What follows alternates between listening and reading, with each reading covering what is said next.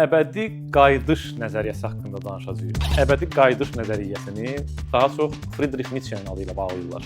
Ancaq onun kökləri çox qədimlərə gedib çıxır. Hind fəlsəfəsində samsara deyilən ruhun davamlı şəkildə yenidən doğulması anlayışı var. Nietzsche'nin fikrincə əbədi qayıdış kosmik yox, eksistensial təcrübənin ifadəsidir. Bu anlayış fəlsəfədən çıxıb sənətin, mədəniyyətin bütün sahələrinə nüfuz edən belə bir sual ətrafında olan düşüncələr dəstidir, düşüncələr toplusudur. Əgər həyatın bir anını əbədi olaraq yenidən yaşamalı olsaydıq, həmin həyatı yenə də sevərdik, seçərdik. Bu cür fəlsəfi suallar, paradokslar Borgesdən Kunderaya qədər xeyli müəllifi cəzb edir. Məsələn, Borgesin xeyli hekayəsində personajlar eyni zaman kəsimində bir neçə halı yaşayırlar.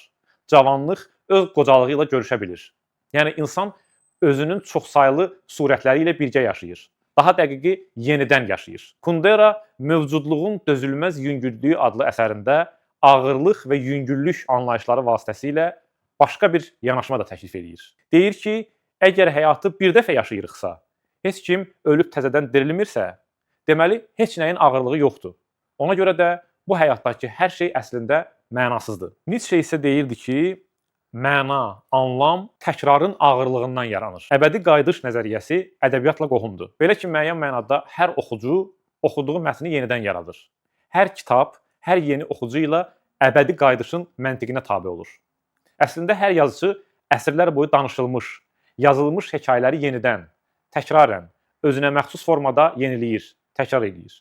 Sujetlər əbədi qayıdışa tabedir. Müasir ədəbiyyatda Nobel mükafatı laureatı Kazuo Ishiguro'nun Məni əsla tərk etmə romanında da əbədi qayıdış motivi var. Romanda əhvalatlar qapalı bir yetimxanada baş verir. Burada uşaqlar lap çağa vaxtından böyüdülür. Onlara hər şey öyrədilir. Romanı oxuduqca öyrənirik ki, əslində buradakı uşaqlar, cavanlar yetimxanadan kənardakı dünyanın, hasarın o tayındakı insanların klonlarıdır. Onlar öz klonlarını düzəltdiriblər. Körpəlikdən bu klonlar sağlam şəkildə yetimxanada böyüdülür ki, bu varlı adamlardan kimsə xəstələnsə, məsələn, böyrəyi sıradan çıxsa, 20 yaşlı klonun böyrəyini ona köçürsünlər. Bu klonlar 25 yaşına qədər yaşayırlar və adətən 4-cü əməliyyatdan sonra ölürlər.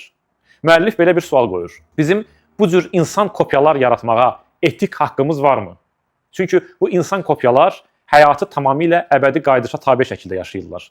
Eyni məktəbə getməlidirlər və sonları da eyni cür olacaq. Julian Barnes'ın Aqibət duyğusu romanında isə yaddaş əbədi qayıdışın bir şərhi kimi görünür.